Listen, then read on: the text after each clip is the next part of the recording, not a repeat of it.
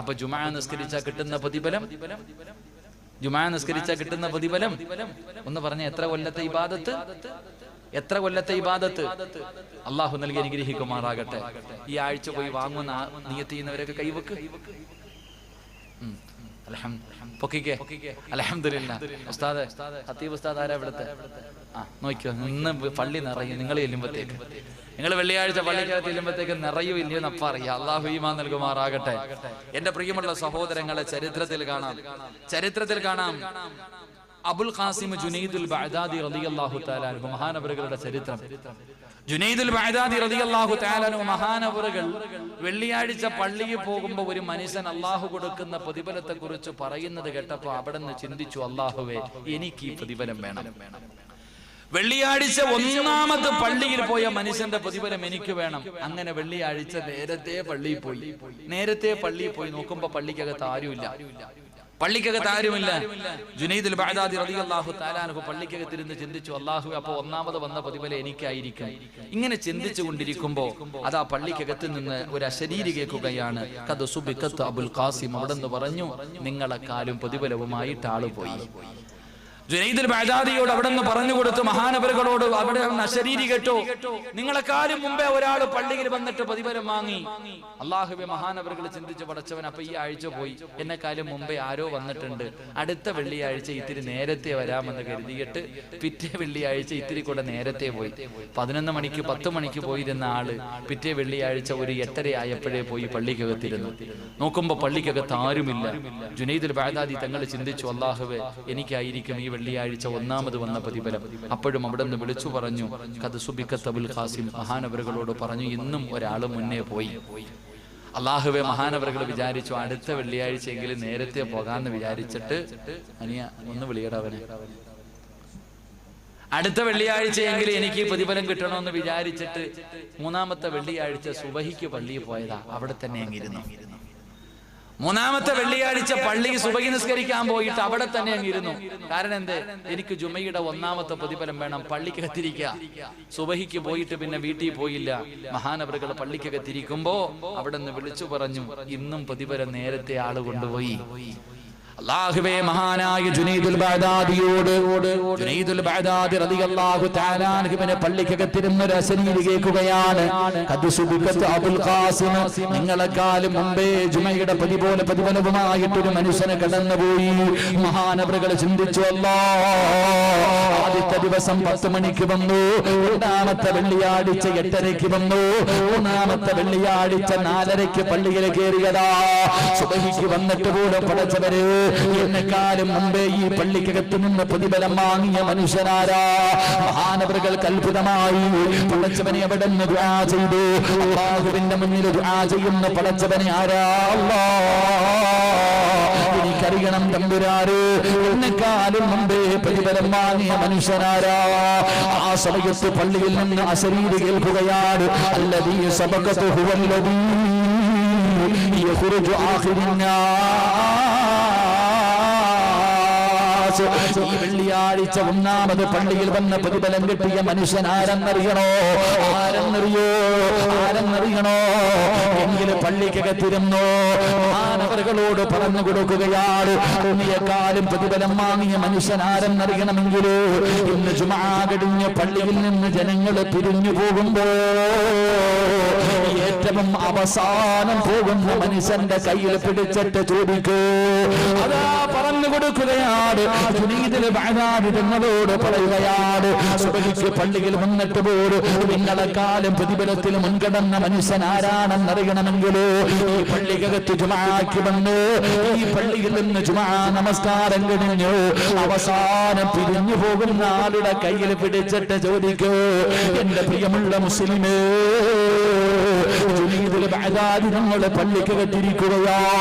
അവിടെ നിന്ന് ജുമാ നിസ്കാരം തുടങ്ങി, അവിടെ നിന്ന് സലാം വീട്ടി, അവിടെ നിന്ന് ദുആ ചെയ്തു. ജനങ്ങൾ പള്ളിയിൽ നിന്ന് പിരിഞ്ഞു പോവുകയാ. ജനങ്ങള് പള്ളിയിൽ നിന്ന് പിരിഞ്ഞു പോവുകയാ. ജുനൈദ് തങ്ങൾ പള്ളിക്കകത്തിരിക്കുകയാണ്. റബ്ബേ, അവസാനം പോകുന്ന മനുഷ്യനെ തെരഞ്ഞിരിക്കുകയാ. പക്ഷേ ജനങ്ങൾ പള്ളിക്കകത്ത് തന്നെ ഇരിക്കുകയാണ്. അവരസറായിട്ടും പോകുന്നില്ല. അതാ കുറച്ചാൾക്കാര് പള്ളിക്കകത്ത് തന്നെ ഇരിക്കുകയാ. അതാ അസറിന്റെ ബാങ്ക്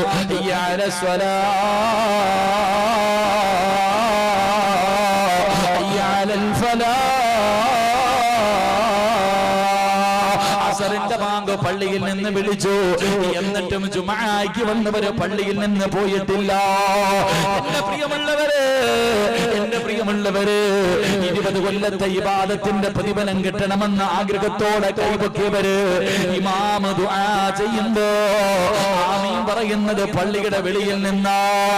എന്റെ പ്രിയമുള്ളവരെ, പള്ളിയിൽ ജുമുഅ നമസ്കാരം കഴിഞ്ഞിട്ട് ഇമാം ദിക്റുകളൊക്കെ പറഞ്ഞു സുബ്ഹാനല്ലാഹ്, അൽഹംദുലില്ലാഹ്, അല്ലാഹു അക്ബർ, ലാ ഇലാഹ ഇല്ലല്ലാഹ് ഇതൊക്കെ പറഞ്ഞിട്ട് ദുആ ചെയ്യുമ്പോ വീടിന്റെ അകത്ത് പോയിരുന്ന ഭക്ഷണം കഴിക്കുന്ന മുസ്ലിമേ, 20 കൊല്ലത്തെ ഇബാദത്തിന്റെ കൂലി നിനക്ക് കിട്ടുവോ? അല്ലാഹുവേ, അസറായിട്ടും ജനങ്ങളെ പോകുന്നില്ല. ജുനൈദ് തങ്ങൾ പള്ളിക്കകത്തിരിക്കുകയാ. എപ്പ വന്നതാടാ ചെറുപ്പക്കാരാ? സുബഹിക്ക് പള്ളിയിൽ വന്നതാണ്. വെള്ളിയാഴ്ച സുബഹിക്ക് പള്ളിയിൽ വന്നതാണ്. അവിടന്ന് കാത്തിരുന്നു. അവസാനം എല്ലാവരും ഇറങ്ങി. സുബ്ഹാനല്ലാഹ്, അവസാനം ഇറങ്ങി പോകുന്നതാരെന്നറിയോ? ഒരു പ്രായം ചെന്ന വാപ്പയാ, ഒരു പ്രായം ചെന്ന ഉപ്പയാ. നടക്കാൻ ആരോഗ്യമില്ലാത്ത വേച്ച് നടന്നു പോകുന്ന ഒരു പ്രായം ചെന്ന പിതാവാണ്. പള്ളിയിൽ നിന്നിറങ്ങി പോകുമ്പോ അല്ലാഹുവേ, ഇറങ്ങി ഓടുകയാണ്. അവിടെ നിന്ന് ജുനൈദ് തങ്ങൾ ഇറങ്ങി ഓടുകയാണ്. ആ പ്രായമുള്ള മനുഷ്യന്റെ ചാരത്ത് ചെന്നിട്ട് അവിടെ നിന്ന് ചോദിക്കുന്നു, യാ ശൈഖ് മൻ തഹമനി. അതാ അവിടെ നിന്ന് ചോദിക്കുകയാണ്, യാ ശൈഖ് മതാ തഹ്ദുറുൽ ജമാഅ. നിങ്ങളെപ്പോഴാണ് പള്ളിയിൽ വന്നത്? ഞാൻ സുബഹിക്ക് പള്ളിയിൽ വന്നതാണ്. ഇന്നത്തെ പ്രതിഫലം എനിക്ക് കിട്ടണമെന്ന ആഗ്രഹത്തോടെ ആ സുബഹിക്ക് പള്ളിയിൽ വന്നിരിക്കാൻ തുടങ്ങിയതാ. നിങ്ങളെപ്പോഴാ പള്ളിയിൽ വന്നത്? നിങ്ങളെപ്പോഴാണ് പള്ളിയിൽ വന്നത്? ആ പ്രായം ചെന്ന മനുഷ്യൻ പറയുകയാ,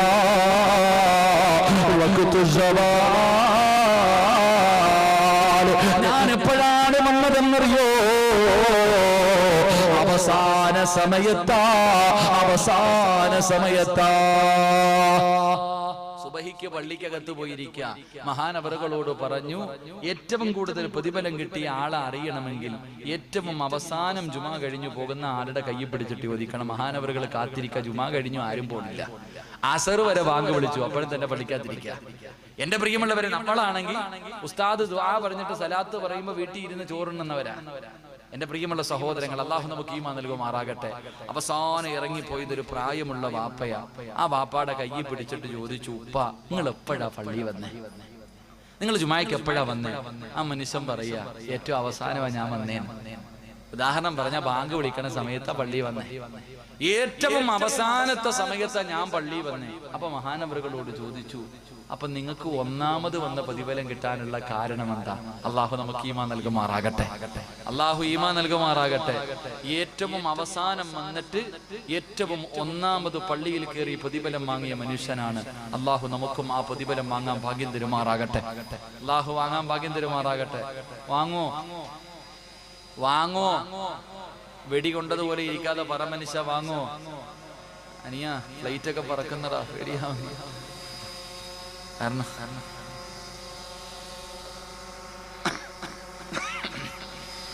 ഏറ്റവും അവസാനം പള്ളിക്കകത്ത് പോയിരുന്നിട്ട് ഏറ്റവും ഒന്നാമത് വന്ന പ്രതിഫലം വാങ്ങിയ മനുഷ്യൻ. അള്ളാഹു നമുക്കും ആ പ്രതിഫലം വാങ്ങാൻ ഭാഗ്യം തരുമാറാകട്ടെ. ഇൻഷാ അല്ലാഹ് പോയി വാങ്ങോ. നീയത്ത് ചെയ്യുന്നവരൊക്കെ കൈവക്ക്.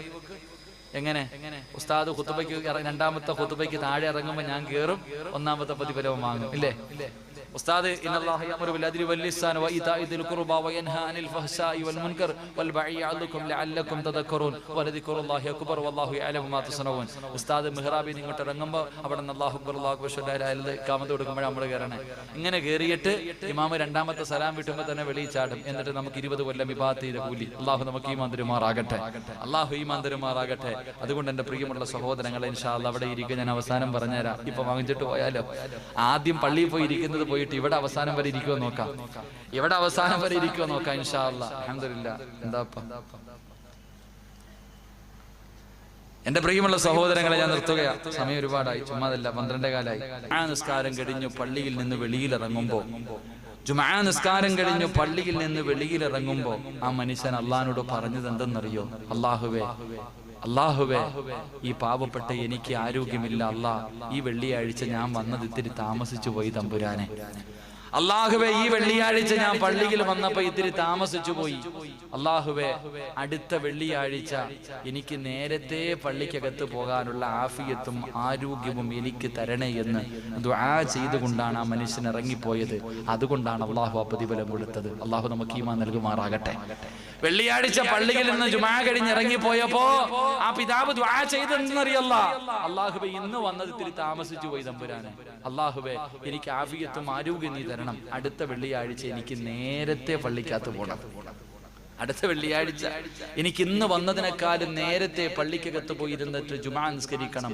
അതിനുള്ള ഭാഗ്യം എനിക്ക് തരണേ എന്ന് ദുആ ചെയ്തിട്ടാ പോയത്. അതുകൊണ്ട് ആ മനുഷ്യൻ അല്ലാഹു പ്രതിഫലം കൊടുത്തത്. അല്ലാഹു നമുക്ക് നൽകുമാറാകട്ടെ. അല്ലാഹു നമുക്ക് നൽകുമാറാകട്ടെ. അതുകൊണ്ട് എന്റെ പ്രിയമുള്ള സഹോദരങ്ങളെ, ഞാൻ നിങ്ങളുടെ മുന്നിലേക്ക് ഒരു നന്മ വെക്കുകയാണ്. എന്റെ പ്രിയപ്പെട്ടവരെ, നിങ്ങളുടെ മുന്നിൽ അൽഹംദുലില്ലാഹ് എനിക്ക് മുമ്പ് പ്രസംഗിച്ച മനുഷ്യൻ പറഞ്ഞു, എനിക്ക് മനസ്സിലായില്ലെങ്കിൽ എന്റെ പ്രിയമുള്ള സഹോദരാ, നബി മുഹമ്മദ് മുസ്തഫ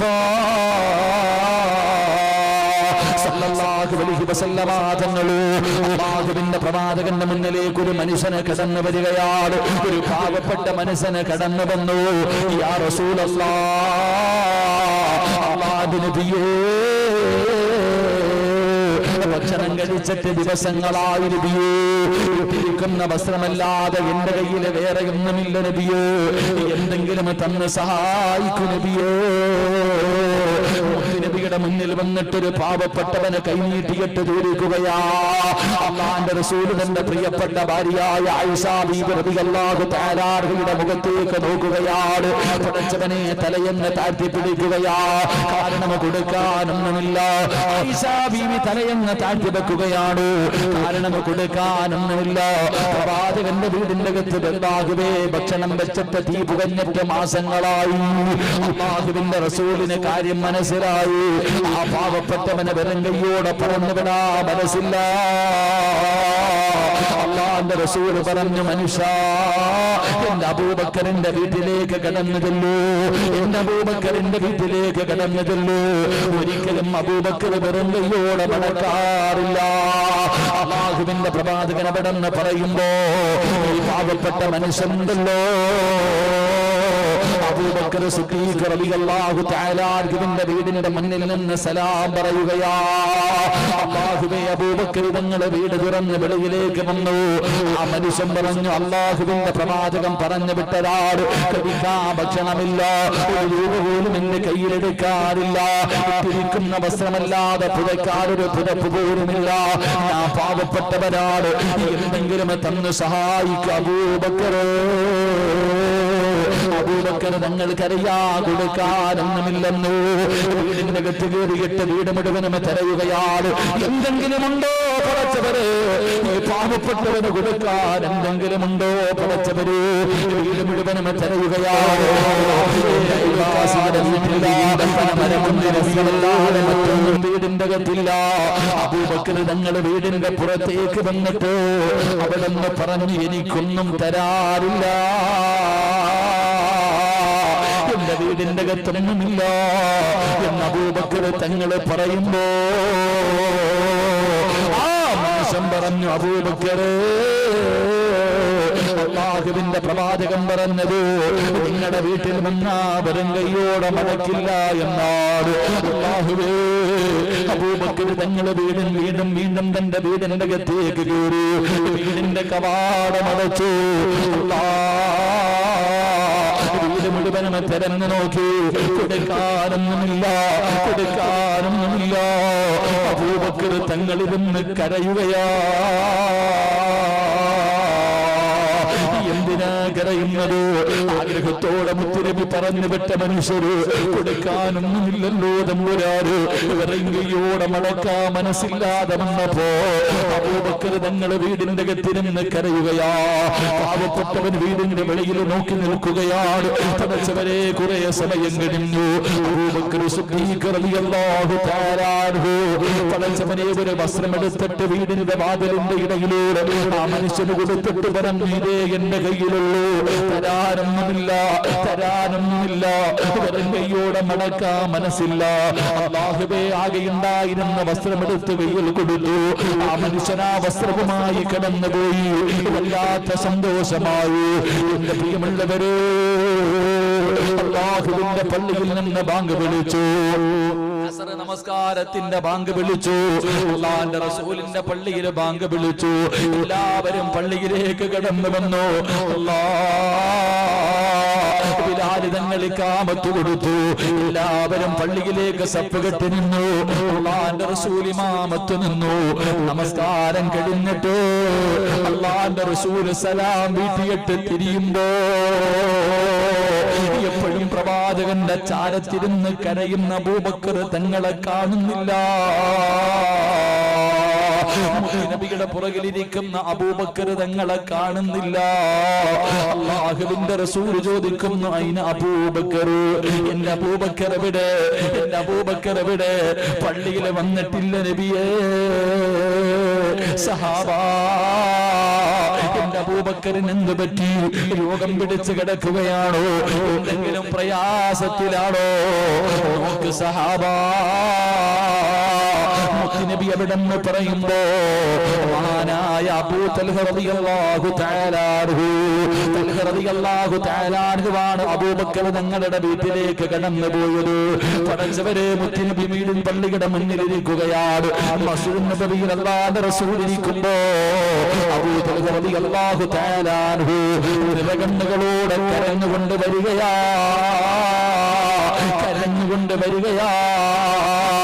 അല്ലാഹുവിന്റെ റസൂൽ ചോദിച്ചു, എന്റെ അബൂബക്കറിന് എന്ത് പറ്റി?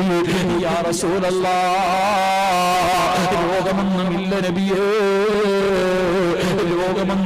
നബിയേ. പിന്നെന്തേ അബൂബക്കർ പള്ളിയിൽ വരാത്തത്? യാ റസൂലല്ലാഹ്, പറഞ്ഞു വിട്ട പാവപ്പെട്ട മനസ്സിന് കൊടുക്കാനൊന്നുമില്ലാതെ, ഭക്ഷണമോ പൈസയോ വസ്ത്രമോ ഒന്നുമില്ലാതെ, ആ മനുഷ്യനെ വെറുങ്കയോടെ പറഞ്ഞു വിടാ മനസ്സില്ലാതെ ഇട്ടിരുന്ന വസ്ത്രമൂരി കൊടുത്തു നബിയേ. ധരിച്ചിരുന്ന വസ്ത്രമൂരി കൊടുത്തു നബിയേ. ധരിക്കാ വസ്ത്രമില്ലാതെ വീടിന്റെ അകത്തിരുന്ന് കരയുകയാണ്. യാ റസൂലല്ലാഹ്, ചിന്തിച്ചു നോക്ക് ചെറുപ്പക്കാരാ. അബൂബക്കർ തങ്ങളുടെ വസ്ത്രമില്ലാതെ വീടിന്റെ അകത്തിരുന്ന് കരയുകയാ. അല്ലാഹുവിന്റെ പ്രവാചകൻ വിളിക്കുന്ന ആയിഷ,